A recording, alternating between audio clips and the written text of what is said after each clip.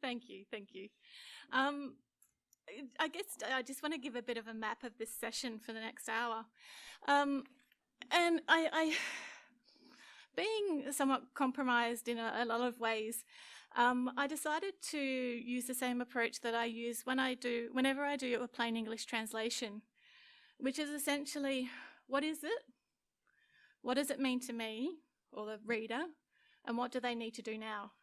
And that's the framework for my presentation today. But bear with me. I do have multiple challenges today.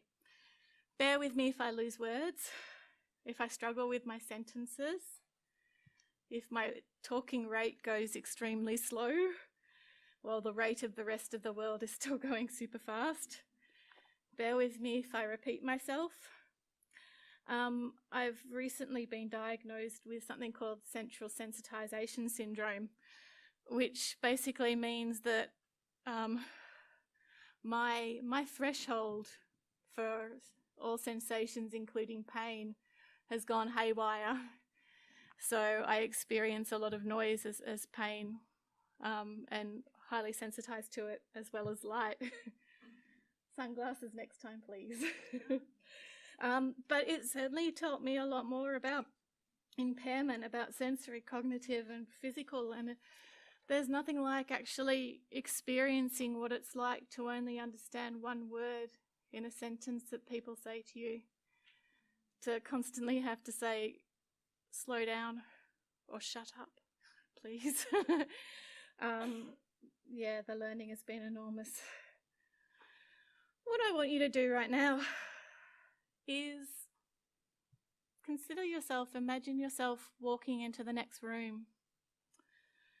And in that room, there's one other person sitting in there, and they're in one of those semi-reclined, highly customized wheelchairs, sitting back, contractures in the legs and the arms, and they're rocking their head from side to side, making soft cooing sounds. Ooh. Ooh. You've walked in the room, and what do you think when you walk in that room and you see that person? Do you firstly think, oh, where's their worker? Where's their support worker? Oh, I must be in the wrong room. Oh, they're quiet. I'll get to check my emails. Or maybe you think, maybe I'll just pop out for a cuppa. What is it that you do when you walk into that room? What is it you think? Then what is it that you do? Do you leave and come back when there's more people there? Do you look around actively for their staff member because they must be here somewhere? Do you think, oh, that person must be having a rest, they must be tired, and you'll leave them alone? Do you think simply, it's a person I don't know, and whether that person had a disability or doesn't have a disability, I wouldn't go up to a person that I don't know, so why should I go up to that person? Do you just leave them there to do their own things? Or maybe do you approach that person? Do you go up to them? Do you walk over and you sit next to them? And I wonder, what is it about the people in the room who chose that pathway to go and sit next to the person? What is it about you lot that makes you different from the people who wouldn't go near that person? Do you have a different set of confidence? Are you a weird hippie? Do you have different life experience? Different sense of curiosity? Are you just plain nosy? Are you, a recovering speechy who, just thinks they'll do a bit of a side assessment on the side and, that's what it's all about? Is it what you do professionally? So you think, okay, I'll do that. What is the difference between those who do and don't choose to approach? So if you chose to approach the person, what do you do? Do you say, oh, hi, my name's so-and-so? Do you do that or not? Or what happens when the person doesn't appear to respond to you at all? They just continue.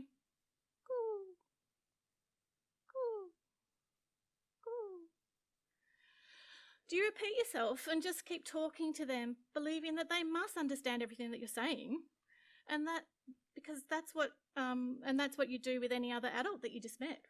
You know, you sit there and you talk to them, wouldn't you, if you met any other adult? Thinking in the background that we're told to just talk to somebody with a profound disability just like we'd talk to everybody else. I mean, we hear it all the time. Person with a disability, just treat them like anyone else. Do you carry on a lovely little monologue? Oh, the weather's nice today, isn't it? Let's go do this. Oh, wasn't that session great? Yes. Oh, you've got lovely hair. I love your bag. Do you grab your pocket pod book or Prolo Quote to go on your app and proceed to say, I have something to say. It's about me. My name is spelling page, and spell your name out in your pod book? And then hold the book up and proceed to partner-assisted scan, looking for any movement or eye point that the person could be showing you to show that they're trying to spell out on the board as well. You know, and if they still haven't responded, would you choose to touch their hand? Would you choose to make the cooing sound that they make and look for their response?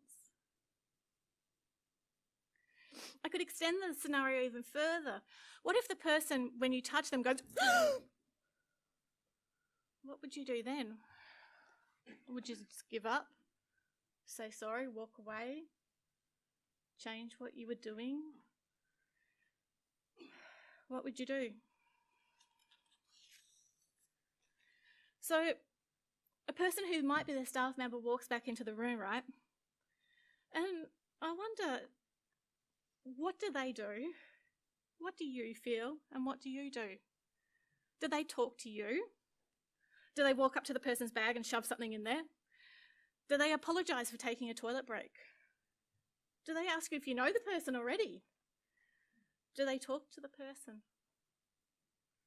Do you feel embarrassed and unsure and pretend that nothing happened? Do you wonder, what must they think I'm doing?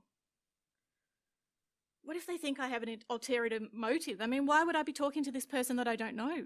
They must think I'm, a bit sus. What if I've insulted the person with my sounds because the staff is talking to them?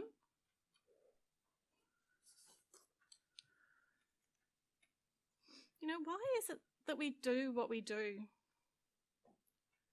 Have you ever done something like this? Or would you avoid this like the plague? And what would the community do? Why would the community do what they do? If we're talking about bridging and partnerships, we need to examine our own responses to people with the most profound disabilities first, before we even think about how's this person in the community with no training, with no orientation to this area, how are they going to respond? What are they going to do? So how do we build partnerships if this is a sort of foundation? So rocky, so turbulent, so tricky. And I experienced it myself, each week in this last year. I've been in the hydro pool as a patient. And that's one of the funny things about using community hydrotherapy pool is you bump into the same people with disabilities every week. And every week I go through it in my head. Do I approach? Do I engage? I don't know the person already. What would I do with any other person in the community? Is it different? Do I change what I do when I approach them? Do I need permission from their staff member to talk to the person? And what do they think of what I'm doing? Particularly if I'm using cooing sounds with the person or doing repeated round and round the garden with the person on their hand. Am I just being a pseudo-clinician or a member of the community? Am I so different from the member of community? Or, I know that I'm doing a hell of a lot of informal assessments in the hydro pool in this last year when I haven't been able to do them in the workplace. What are the other people? That bunch of ladies who are doing water aerobics in the hydro pool, what are they thinking of the person and what I'm doing? And would this change? Would them seeing me engaging with a person with profound multiple learning disability or intellectual disability, would that change them doing what they do if they saw me doing it? So let's go back to that question of what are we talking about firstly? So who are people with profound intellectual or multiple disabilities? And I'm very, very comfortable with using that terminology.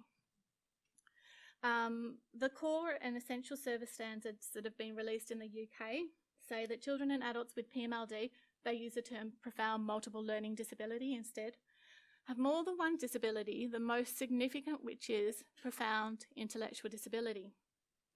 These individuals all have great difficulty communicating and often require those who know them well to interpret their responses and intent. And they frequently have other additional disabling conditions which may include physical disabilities, sensory impairments, sensory processing difficulties, complex health, coping behaviours, or I dare say challenging behaviours, because it doesn't matter what you call hitting your own head. It's still going to be stigmatising, whatever name it has. Mental health difficulties. But it's interesting, even in that report where they call for better description and of the group, they don't examine what a profound cognitive impairment means. From my knowledge, I know that it means that the person has a profound difficulty with concentrating. It's bloody hard to concentrate on something. It's hard to know whether I should be listening to that cough or myself, or the aircon. What's that important thing that I should be concentrating on? Particularly if there's multiple sources in a room. You know, it's a person who has profound difficulty with remembering stuff. Because if you can't lay it down in your short-term memory, it's not going to sit there in your long-term memory. They have difficulties with problem solving, and they tend to use the same way to solve the problem all the time. Hence why these challenging behaviours are so effective, because that's their problem solving a lot of the time. That's how I'm going to solve this problem. But I still think it's a fairly poorly explored. And I almost feel, dare I say, that in the intellectual disability field, the last thing that we want to talk about is intellectual disability and what that means, what a different cognitive experience means. Now, in the DSM-5, they say that they're people who are dependent on all aspects of daily care and their communication skills are quite limited. But unfortunately, it pretty much says the same thing for the severe group as well, so it's not a very good specificity. AID tend to like the idea of pervasive support in terms of most intense levels of support, but I have concerns about that, shall I say it? That just being a toileting scale and not looking significantly at what profound cognitive impairment means as opposed to needing support for all your physical actions. Importantly, profound intellectual disability is not a value statement. It's not a bad thing to say. Now, how many people are we talking about? Well, if we look at Eric Emerson's work, he was suggesting that it was 0.05 per 1,000. Bray's work, 0.08 per 1,000. So in Scotland, where they did the Keys to Life report, they suggested that in Scotland alone, there's 6,000 to 3,000 people that would be considered to have PMLD, PIMD. About the same population here in New Zealand. So we're looking at about 2,400 people in New Zealand who would be considered to have profound intellectual and multiple disability. I don't think they're here at the conference. In Australia, we're looking at about 12,500 people. So this is a significant population. It is small, but a significant population. Now, PMID has been recognised by IASD, the International Association for the Scientific Study of Developmental Disabilities, as a specific research group. But that research group is mainly involving people from the Netherlands, Belgium, the UK, and we have a touch of people from the US, a handful from Australia as well. PMLD, interestingly, in the UK, It's been a recognised group for many, many years. And with this being a recognised group, they've done a lot of things looking at this specific population. So in MenCap, they've had a PMLD practice leader for a long time, which they've been able to get certain campaigns going. There's university courses in Birmingham and Manchester that focus on this group. There's the PAMIS advocacy group in Scotland that just do an amazing group, largely supporting families to get the training that they need about their children who are having multiple seizures, about how they're accessing the legislation around choice and abuse, and leisure as well. And the White Top Centre, which is a research centre with that. The Changing Places campaign came from the UK, largely starting with the guys with profound multiple learning disabilities. And that's a campaign for getting height adjustable changing tables, recognising that most of these guys do not fit into a standard accessible bathroom if you need an adult-sized change table to not get changed on the toilet floor. PMLD Link magazine has been around a long time. Jim Mansell did a great report a number of years ago called Raising Our Sights, really looking at what sort of changes that are needed. More recently, the Supporting People with Profound and Multiple Learning Disabilities Core and Essential Service Standards was published last year, and there's a lot of energy around that and their second conference coming up. And the other thing is the inclusive communication from the Royal College of Speech and Language Therapists, which I'll come back to later. Now in Australia, we have some recognition by practitioners and researchers and some informal support groups that are looking at specific issues for people with severe and profound intellectual disability, particularly parents who are concerned about some of the changes that are occurring. I believe strongly you can't lobby for a group that you can't name. So I feel that with caution, we need to identify this group and be able to talk about them. Because in research, what happens is too often it's treated as just a single group of people with intellectual disabilities, and it's only the voices of people who have voices, speech voices with mild or moderate intellectual disability that get heard.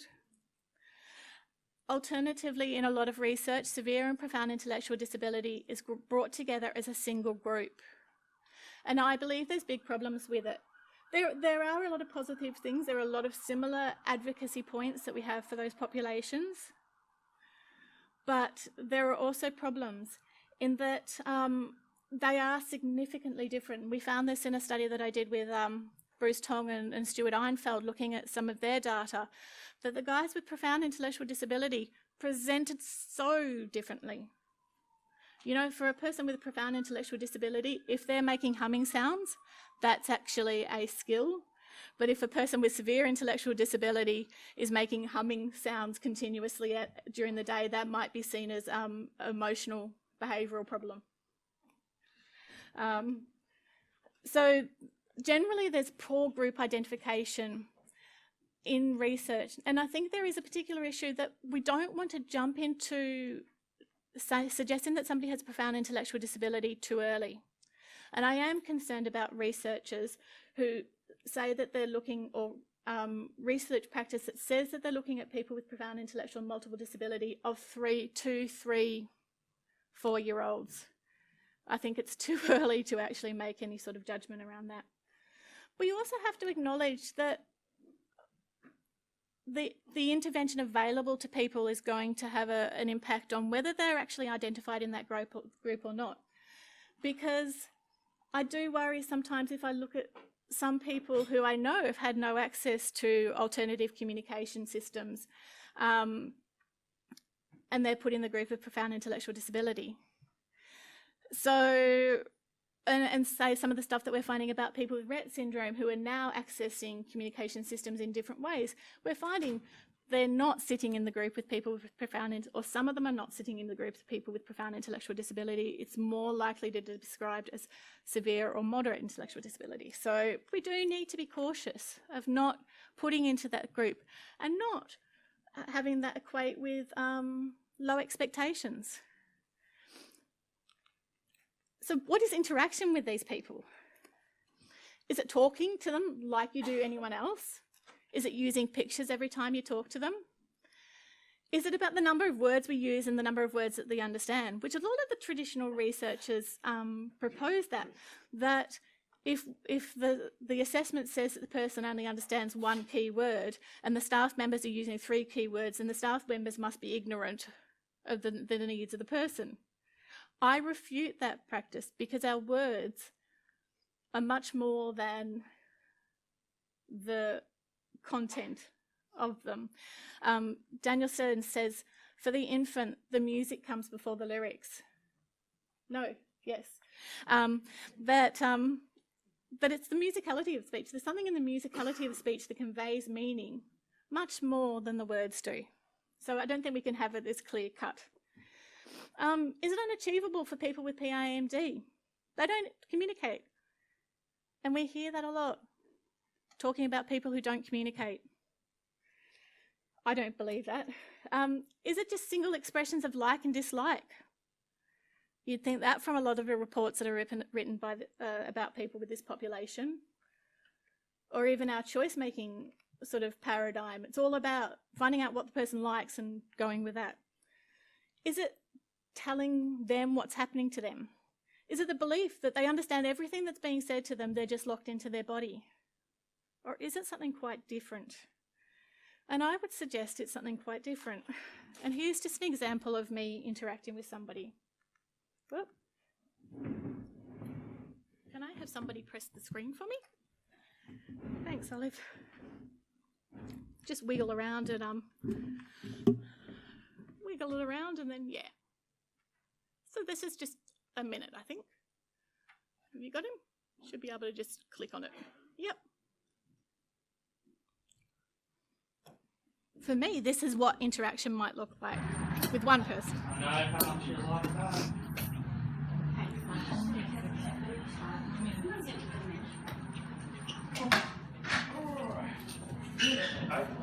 Tell me for another 5 minutes. And then I'm going to have a look at your folder.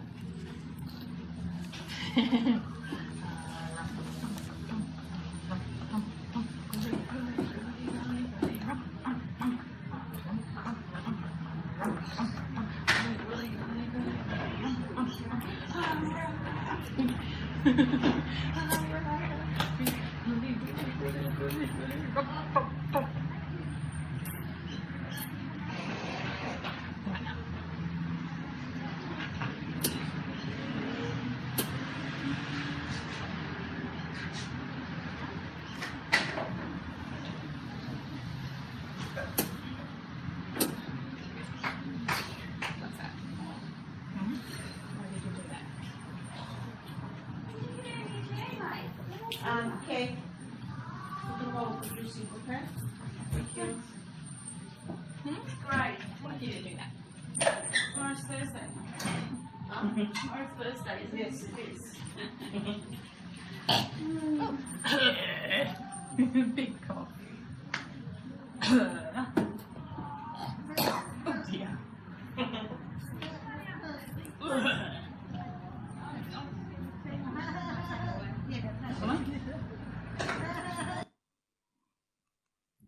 So moving along. Oh, you might need to just kick me to the next screen. So if we go to this is what is interaction with people with PIMD, to the next idea of what does it mean to me, I guess I want to take you just a bit of a journey on my learning course here. And you know, certainly when I started 20 years ago, my battery as a speech pathologist would say that if I met somebody like that, I probably wasn't going to be sitting down with them. I'd do a lot of observation. I'd just watch them a lot and ask their support workers a lot. I'd write a personal communication dictionary on them, you know, say that this means this, and when he coughs, it means he's got a cough. You know, when he reaches out for something, he wants something. And I might put together a touch cues program or something like that, and I might put together a chat book because this is what I've been taught. I might use an aided language display with him, and you know, every time I talk to him I might point to a picture on my book. I might use an object symbols program and, you know, have an object that represents shower and an object that represents meals. But unfortunately, I learned going into a house 20 years ago that a lot of those objects end up in the cupboard, and a lot of the time the staff get blamed for not using the program effectively. But there was something niggling about that didn't work for me, and what I did was I went back to look at where this objects and symbols came from. And, it came a lot from the work of Jan van Dijk, who was working in the 1980s with children with congenital rubella syndrome. And, his object symbol program didn't actually come until about 3 steps down his program. His first step was actually looking at attachment and security, and then looking at coactive movement, moving alongside the person before you even got to object symbols. But for some reason, our practices forgot that it started with attachment. And I guess in a lot of ways, it was a seed to looking to deafblind approaches, and that's continued to be very important to me, looking at the approaches of working with people who are congenitally deafblind. The other thing that I was reading at the time, and I went over to the UK to find more about, was intensive interaction. Now, do many people in the room know about intensive interaction? We've got a bit of a collective blob, nod blob. And Kath Irvine, I think, describes it best. She says, "And its approach to spending time with people which borrows the style of parent-carer of a young infant, spending time rich in face-to-face interactions with no agenda except to enjoy each other's company, converse with each other on a level which is meaningful to both, giving the person with profound learning disabilities the clear message that they're good to spend time with." And they talk about the fundamentals of communication. As a bit of a side exciting point, one of the people who developed intensive interaction, Mel Nind, I sent her this presentation yesterday because she's asked me to write a chapter for her. And I said, I'd like to use this chapter as a basis. And she said, reading those first few slides was giving her shivers down her spine because she sees a person in the park with profound intellectual disability with her workers, and she never knows whether to approach them or not.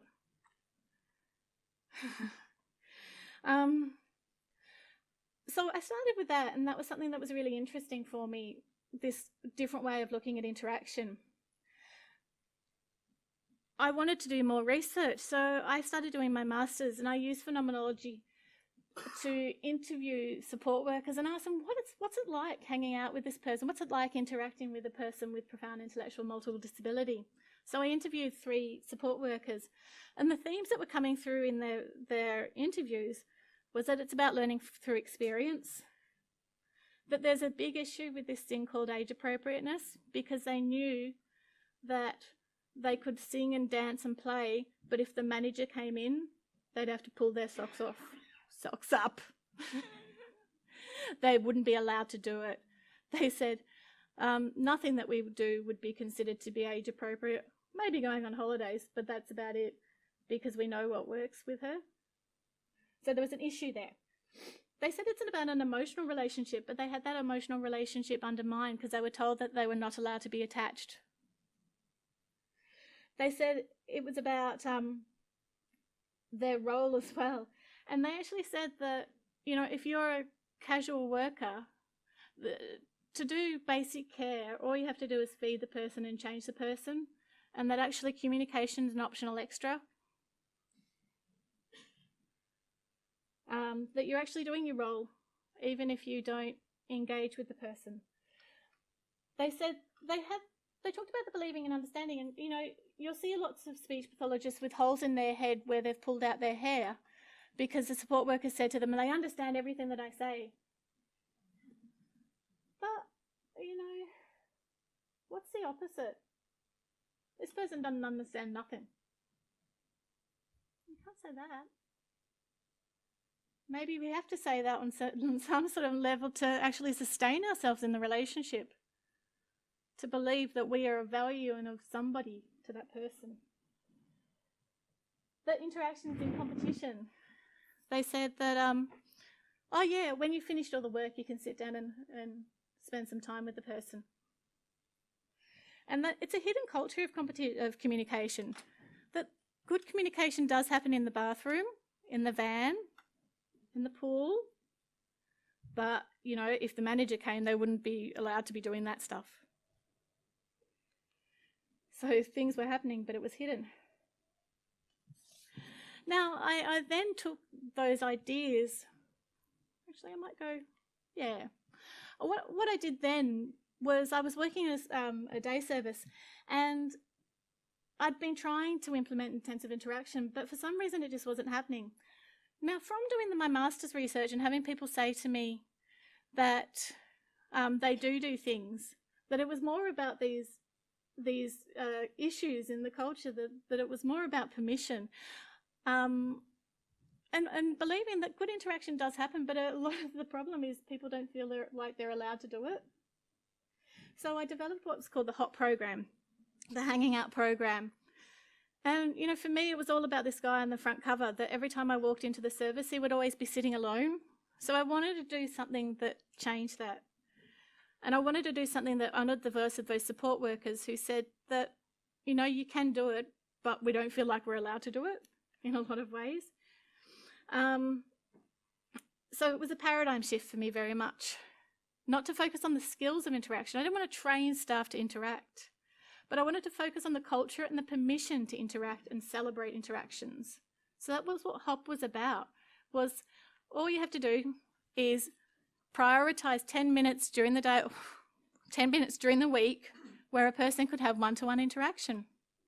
You do whatever feels right, but as long as you're focusing on that person. And I wrote down some attitudes that I thought would go with that, like all people benefit from interactions. And I was thinking particularly of, you know, some of those old guys who come out of institutions and they just spend the whole day walking around the service.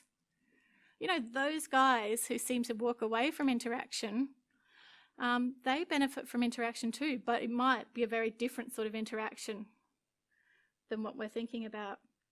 So I got that started, and, you know, when support workers started saying to me, so the most amazing HOP moment between two clients, it's like, okay, this is part of the culture. This has got wheels. This is not just another program that's sort of just getting thrown in there because I think it's a good thing to do. And HOP has continued to have wheels. It's wheels all the way to, where it was, it's in Finnish and Swedish. And there's been some research studies in Sweden and in Cork at the moment. I think it's another study as well, looking at this idea of HOP and how it changes things. Now, I also kept going and wondering, okay, what is it that happens in this core of interaction? And something that really struck me and I looked into for my PhD was the idea of affect attunement. Daniel Stearns, who was very much a mother-infant researcher but also did psychoanalysis stuff, said that affect attunement is the performance of behaviours that express the quality of feeling of shared affect state without imitating the exact behavioural expression of the inner state. So an example would be, you know, if baby sneezes, achoo, mummy will go, oh. Now she's not copying she's not imitating the behaviour. She doesn't have to say achoo, but she is imitating the vitality state, the sudden burst of thing. So I was interested to see if this actually happens in support workers' interaction, where the support worker would recast the expression of the person with a disability. And for me, and this was part of my bugbear with intensive interaction was a lot about happiness and playing together. Whereas I felt very strongly that there's a lot of really good stuff in the bad stuff of life, that infants develop through challenge, through frustration, through sharing, oh, bloody hell, and all those sort of expressions. So in understanding people with profound intellectual disability, they need to be able to share and have that feeling, that, oh, that hurts, that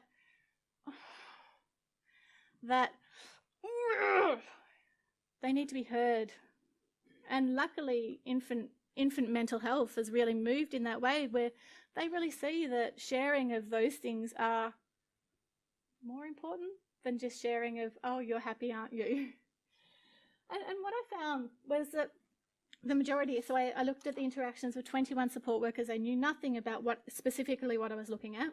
But I found the majority of them did do affect attunement naturally in their interaction, no training, but they would recast these expressions of the person with a disability. And usually it was it was really tiny things, averaging 2.3 seconds. So I'm looking at these little moments through interaction when the support worker and the person with a disability are on the same page. Sometimes we call this intersubjectivity, when there's a sharing of two minds. For this brief moment, they're on the same page, they're sharing the same feelings. It's come from the person with a disability, it's shared by the support worker. And support workers had a tendency to recast much more using their voice than their body. And around about the same time, Inner Hostin and BMS did a review of interaction between persons with profound intellectual disability and support workers. And so they reviewed the literature and they said, with this population, we recognise that good quality interaction involves sensitive responsiveness, joint attention, co-regulation, so that way that we regulate each other, that if somebody's really hyped up, in order to get them to a calmer state, we don't get as hyped up, we calmly recast a sound sometimes back to them in a calmer way. So if I was going through the shopping centre and somebody went, "Arr!" I could go, "Arr!" And that would be much more likely to recast their behaviour, to co-regulate them to a calmer state, than if I said, "Stop doing that," which would actually upregulate them. So good interaction involves good co-regulation. And that emotional component too, the warmth, the closeness, the emotional bond. But are we allowed to say that about support workers? The other thing that was coming into my work, largely because of looking at the work of Colwyn Trevathan, who was another infant researcher. These are the guys who were looking at the first videos of interactions and seeing how rich, oh gosh, if I could say anything, how rich the interaction between an infant and their parent, or infant and anybody else is. There is a hell of a lot happening there. It's not the stage before communication. There's a lot that we need to appreciate is happening there. So I started looking at something called video interaction guidance. And what this involved was videoing a dyad, a support worker with a person with profound intellectual disability, a support worker with somebody with dementia and Down syndrome, a support worker with a co-worker, anything. And video recording them, looking for that moment in the interaction, then the 10 minutes, maybe it was a second, where it looks good, where it looks slightly better than the rest of it. Taking that clip back to the person, getting the person to describe what's happening in that. Helping them to describe, oh, okay, I see that I'm looking at the person. Oh, I see that I've shut up. The one you often find is when people stumble in a conversation and they actually realise when they watch it on video that it actually gave the person a chance to take a turn in the conversation. So by looking at what's working in an interaction and using, these are principles that we use across, actually this is a bit of a, oh, no, I haven't got the better version, but I do have copies of the principles. But the very basic one, being attentive.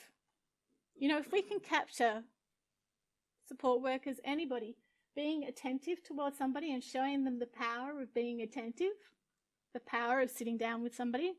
I mean, I would love to do research on stools and, you know, get a whole heap of height adjustable stools, put them in a group home or a day service and have a look at the rates of interaction.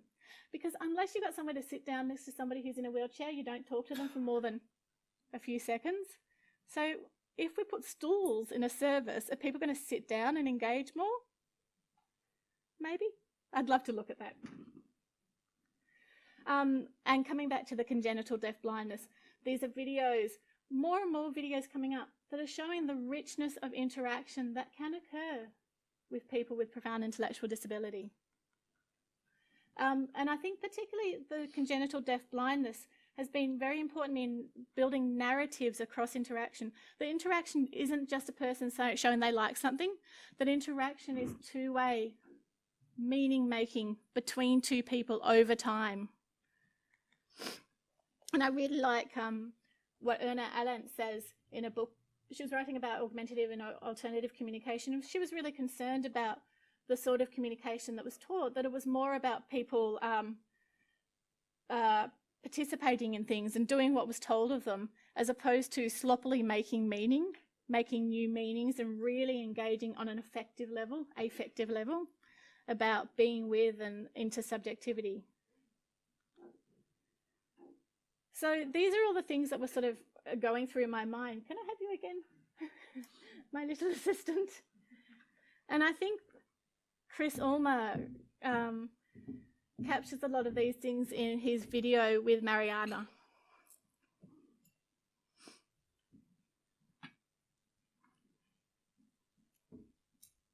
I have the coolest job in the world. I travel, meet individuals with a diagnosis, and interview them so people on this blog can grow and learn as a community.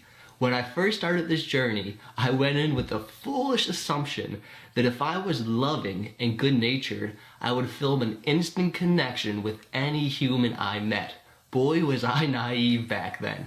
But I've learned over time that there's one extra ingredient that is needed to form a bond with anyone. Before we jump into all that, I want to introduce you to Mariana, who lives with a combination of conditions, including blindness.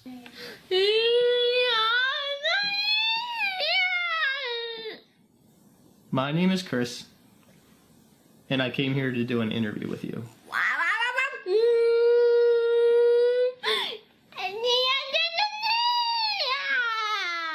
Mariana was overwhelmed as soon as the interview began.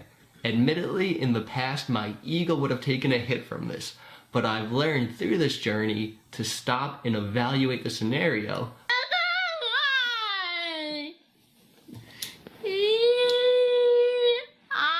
My new friend was still anxious, so I stopped, thought, and did the best to my ability to empathize with her.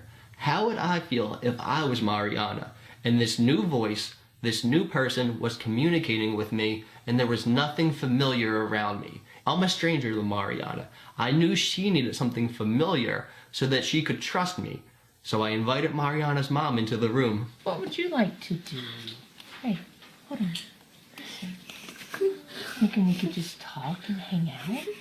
She was instantly soothed from the familiar sound of her mom's voice. Are you okay?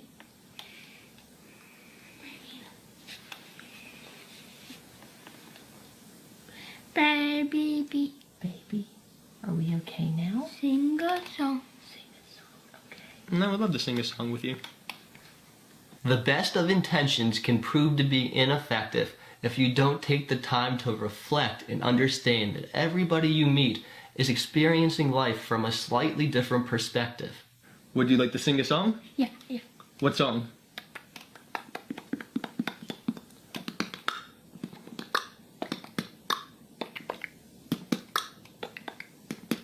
Love and being well-natured are important, but you also need to possess a level of empathy in order to connect with others around you and enable them to reach their full potential. Hey. What's up?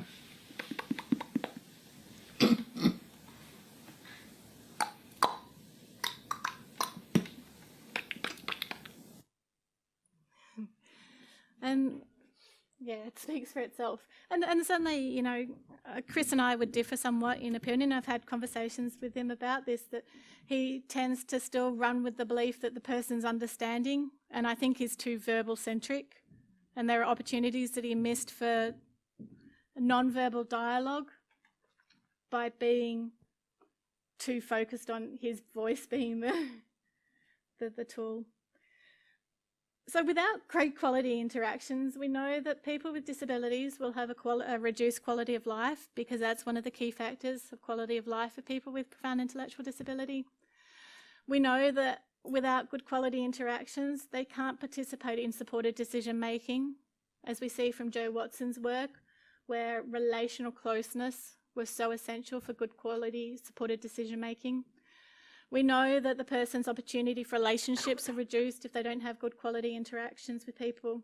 And we also know that they will have additional health problems because they won't have anybody who can notice the subtle signals and advocate for their health needs. So what does it mean to you? I don't know.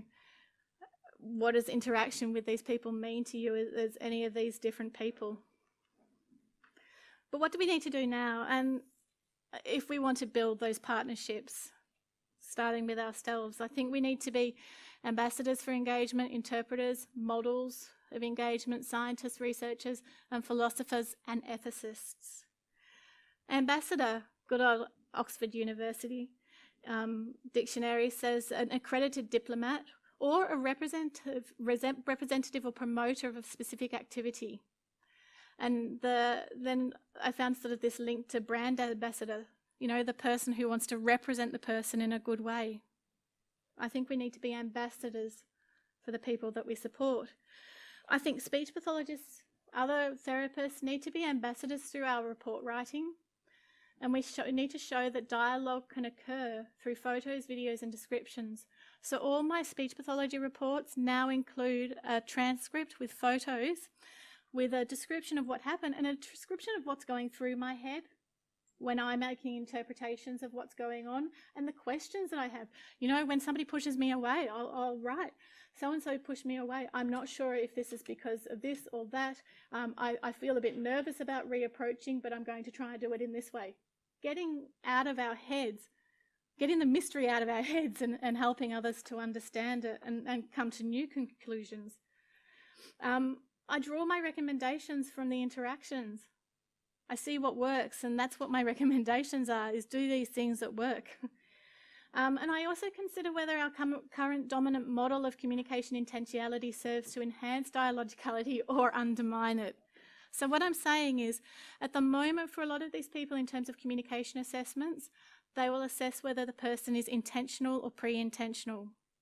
I think in some ways that model is outdated and that we need to move past it, because pre-intentionality suggests that the person is not doing it to deliberately send a message to the other person.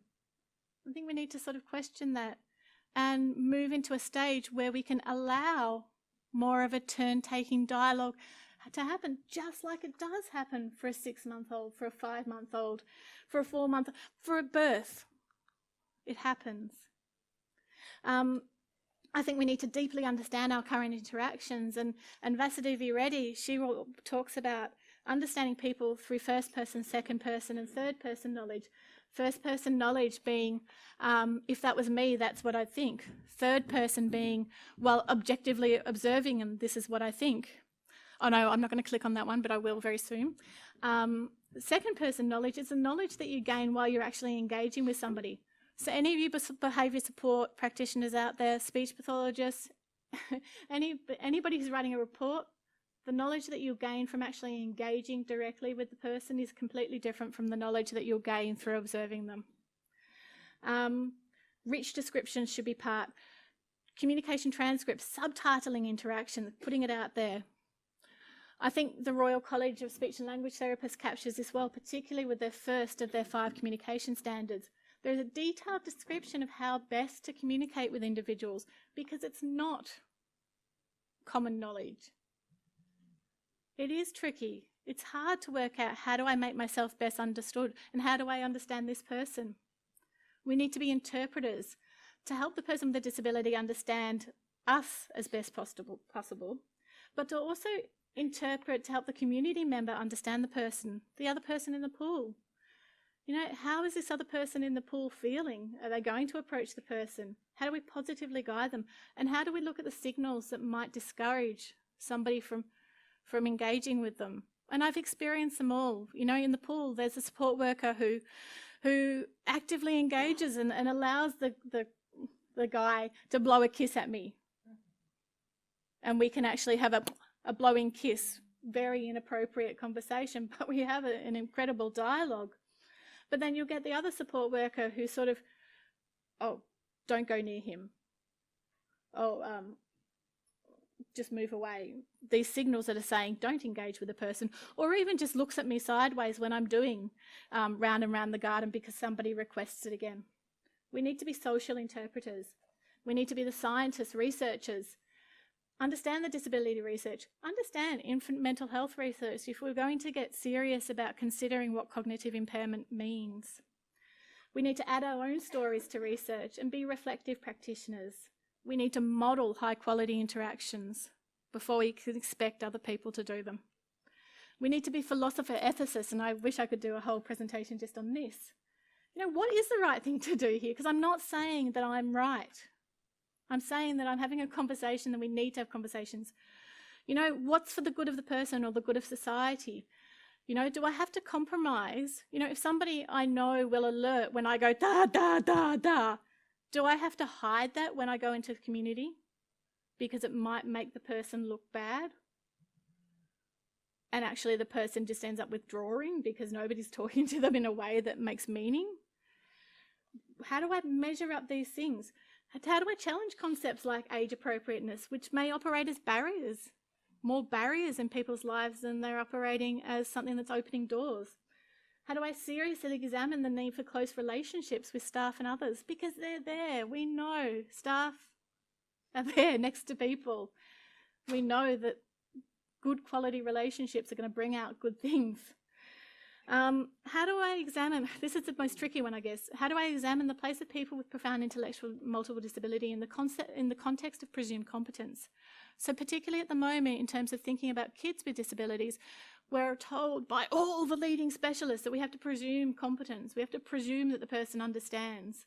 Some people will take that to strictly mean presume that the person understands everything. Some people take it in a more fluid way to presume that the person can learn everything. But how do we measure that up in terms of ableism? Do we only see somebody worthy, or are we only allowed to see people through a lens of this person is not profoundly intellectually disabled? Difficult one. And first person writing, is that right? I think there's huge problems when we write in first person because we're putting in a story to the person that they're so-called saying that could be really, really wrong and a fiction. So how do we deal with those things? So let's return to that room. What are you going to do with that person? Are you going to do anything different? Are you still going to walk away? Or how are we going to get the community to engage with that person when we ourselves have so many quandaries? I want to go on to this video just for 1 minute and to finish off. Now this is about 12.5 minutes into the video and I'll play for a minute. Yep. And I sit alongside you. I'll give an example. It's been in sitting alongside you, Suze, that I've discovered the power of ordinariness. People don't need to do big or dramatic things to include you. Just the ordinary things make a difference, like sitting alongside us. Now, I am pleased to report that someone did come and sit with us that day at that wedding. And it helped me to realise something extremely important. That it's not just a person's cognitive functioning or their physical or sensory status that causes them to have a disability, but it's how the world interacts with that. When our friend came to sit with us that day, it was just an ordinary thing that she did, but I don't know about you, Suze, I felt the burden of disability lift from us. And it made me realise that the social model of disability is not just about ramps so that people can access buildings, although they're important. It's not just about braille so that people with a vision impairment can participate, although that's important. It's about being ignored and excluded, or it's about being noticed and included. So, Suze, it's time to get noticed. Now, I'm still not entirely sure how we can collectively, as a community and as the public... Hard one to stop, isn't it? I really encourage you to look up that video, the Proctor Sisters, and watch the whole thing. I'm going to finish on that note, and I hope I've presented you with more questions and answers. And, you know, that we can move on forward and, I guess, walk up to that person in the room. I'll leave it there.